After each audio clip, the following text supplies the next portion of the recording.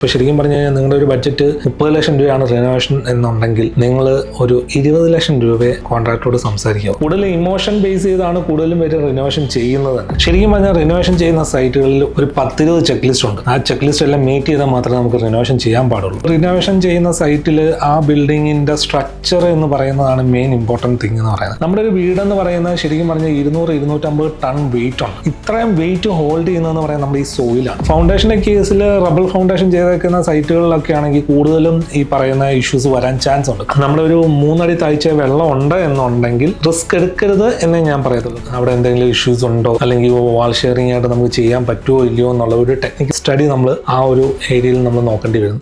Hi, നിങ്ങൾ renovation ചെയ്യാൻ plan ചെയ്യുവാണെങ്കിൽ ആദ്യം ഈ വീഡിയോ കംപ്ലീറ്റ് കാണുക, എന്നിട്ട് നിങ്ങൾ പ്ലാൻ ചെയ്യുക. കാരണം നമുക്ക് ഒരുപാട് എൻക്വയറി വരുന്നതാണ് റിനോവേഷൻ ചെയ്യുന്നതാണോ അത് പൊളിച്ചിട്ട് ഒരു വീട് പണിയുന്നതാണോ ബെറ്റർ എന്നുള്ളത്. ശരിക്കും പറഞ്ഞാൽ റിനോവേഷൻ ചെയ്യുന്ന സൈറ്റുകളിൽ ഒരു 10-20 ചെക്ക് ലിസ്റ്റ് ഉണ്ട്. ആ ചെക്ക് ലിസ്റ്റ് എല്ലാം മീറ്റ് ചെയ്താൽ മാത്രമേ നമുക്ക് റിനോവേഷൻ ചെയ്യാൻ പാടുള്ളൂ. ശരിക്കും പറഞ്ഞാൽ ഞങ്ങളുടെ റൂള് വെച്ച് നോക്കുകയാണെങ്കിൽ. കാരണം ഇപ്പോൾ ഒരു റിനോവേഷൻ ചെയ്യുന്ന സൈറ്റിൽ ആ ബിൽഡിങ്ങിന്റെ സ്ട്രക്ചർ എന്ന് പറയുന്നതാണ് മെയിൻ ഇമ്പോർട്ടൻറ്റ് തിങ് എന്ന് പറയുന്നത്. സ്ട്രക്ചറിന് എന്തെങ്കിലും ക്രാക്കോ അല്ലെങ്കിൽ വാട്ടർ സീപ്പേജോ അങ്ങനെ എന്തെങ്കിലും ഒരു കണ്ടന്റ് അതിനകത്തുണ്ടെങ്കിൽ നമ്മളത് പ്രോപ്പറായിട്ട് വെരിഫൈ ചെയ്യണം. അതിന്റെ ഇഷ്യൂസ് സ്ട്രക്ചറിന് അങ്ങനെ വലിയ പ്രശ്നങ്ങളില്ല, അത് മൈന്യൂട്ട് ആയിട്ടുള്ള ഇഷ്യൂസ് ആണോ അല്ലയോ എന്നുള്ളത് വെരിഫൈ ചെയ്തതിന് മാത്രമേ നമുക്ക് റിനോവേഷൻ അവിടെ ചെയ്യാൻ പാടുള്ളൂ. പിന്നെ വരേണ്ടതെന്ന് പറയുന്ന ഫൗണ്ടേഷനാണ്. ഫൗണ്ടേഷന്റെ കേസിൽ റബ്ബർ ഫൗണ്ടേഷൻ ചെയ്തേക്കുന്ന സൈറ്റുകളിലൊക്കെ ആണെങ്കിൽ കൂടുതലും ഈ പറയുന്ന ഇഷ്യൂസ് വരാൻ ചാൻസ് ഉണ്ട്. കാരണം ഒരു 10-20 വർഷമൊക്കെ കഴിഞ്ഞ വീടുകൾക്കൊക്കെ ചിലപ്പോൾ സെറ്റിൽമെന്റ്സ് ഒക്കെ വന്നിട്ടുണ്ടാവാം. അപ്പൊ അങ്ങനെയുള്ള സൈറ്റുകളിൽ ഈ ഫൗണ്ടേഷന് എന്തെങ്കിലും സെറ്റിൽമെന്റ് വന്നിട്ടുണ്ടോ ഇല്ലയോ എന്ന് നോക്കണം. അത് നോക്കുന്നത് എങ്ങനെയാണെന്ന് വെച്ച് കഴിഞ്ഞാൽ ഇപ്പോൾ ഒരു വാട്ടർ ലെവലിന്റെ ഓസ് എടുത്ത് വെച്ച്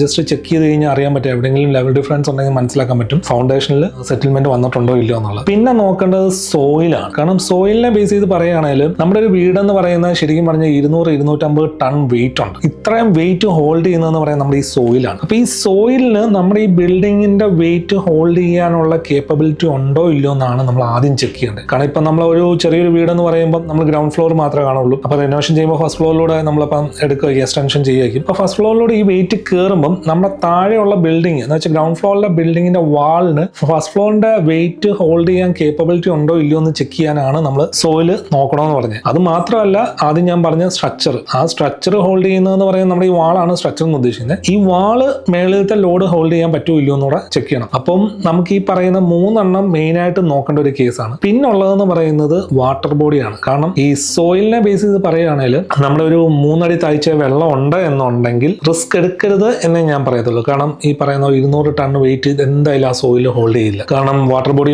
3 ഫീറ്റിന് താഴെയാണ്. നമ്മൾ ഗ്രൗണ്ട് ലെവലിൽ നിന്ന് 3 ഫീറ്റ് താഴെയാണെന്നുണ്ടെങ്കിൽ 100% നമുക്ക് ഉറപ്പിക്കാം അവിടെ മേളിലോട്ട് എക്സ്റ്റൻഷൻ ചെയ്യുമ്പോൾ ഫൗണ്ടേഷൻ അല്ലെങ്കിൽ സോയിലിനെ സ്ട്രെങ്തൻ ചെയ്തിട്ട് നമ്മൾ ചെയ്യാൻ പാടുള്ളൂ. അല്ലെങ്കിൽ സെറ്റിൽമെന്റ് 100% കൺഫേം ആണ് വന്നിരിക്കും. പിന്നെ നോക്കേണ്ടതെന്ന് പറയുന്ന ടെക്നിക്കൽ ഫീസിബിലിറ്റീസ് ആണ്. എന്ന് വെച്ചാൽ നമ്മൾ ഈ മേളിലോട്ട് പണിയുമ്പോൾ അവിടെ ബീം, കോളം അങ്ങനെയുള്ള ടെക്നിക്കലി സ്റ്റഡി ചെയ്യണം. അവിടെ എന്തെങ്കിലും ഇഷ്യൂസ് ഉണ്ടോ അല്ലെങ്കിൽ വാൾ ഷെയറിംഗ് ആയിട്ട് നമുക്ക് ചെയ്യാൻ പറ്റുമോ ഇല്ലയോ എന്നുള്ള ഒരു ടെക്നിക്കൽ സ്റ്റഡി നമ്മൾ ആ ഒരു ഏരിയയിൽ നമ്മൾ നോക്കേണ്ടി വരും. പിന്നെ ഏറ്റവും മെയിൻ ആയിട്ടുള്ള ഇമ്പോർട്ടൻറ്റ് തിങ് എന്ന് പറയുന്നത് ബഡ്ജറ്റാണ്. ബഡ്ജറ്റ് നമ്മൾ ആദ്യമേ കൺസിഡർ ചെയ്യണം. ഇപ്പോൾ ശരിക്കും പറഞ്ഞു കഴിഞ്ഞാൽ നിങ്ങളുടെ ഒരു ബഡ്ജറ്റ് 30 ലക്ഷം രൂപയാണ് റിനോവേഷൻ എന്നുണ്ടെങ്കിൽ നിങ്ങൾ ഒരു 20 ലക്ഷം രൂപയെ ഒരു കോൺട്രാക്ടറോട് സംസാരിക്കുക. കാരണം 20 ലക്ഷം രൂപ പറഞ്ഞു കഴിഞ്ഞാൽ നിങ്ങൾക്ക് അതിൻ്റെ ഒരു 50% എപ്പോഴും കൂടുതലേ വരത്തുള്ളൂ. അപ്പോൾ അതുകൊണ്ട് എപ്പോഴും ബഡ്ജറ്റ് നിങ്ങൾ പ്ലാൻ ചെയ്യുവാണെങ്കിൽ നിങ്ങൾ റിനോവേഷന് വേണ്ടിയിട്ട് നിങ്ങൾ എക്സ്ട്രാ എമൗണ്ട് കൺസിഡർ ചെയ്തിരിക്കണം. നിങ്ങളുടെ ബഡ്ജറ്റിനെ ബേസ് ചെയ്ത് നോക്കുകയാണെങ്കിൽ പുതിയൊരു വീടാകുമ്പോൾ ഇതൊന്നുമില്ല. കാരണം നിങ്ങളൊരു 30 ലക്ഷം രൂപ ബഡ്ജറ്റ് ആണെങ്കിൽ 30 ലക്ഷം രൂപയ്ക്ക് അത് നമുക്ക് വീട് തീർക്കാൻ പറ്റും. റിനോവേഷൻ അങ്ങനെയല്ല. റിനോവേഷൻ നമ്മൾ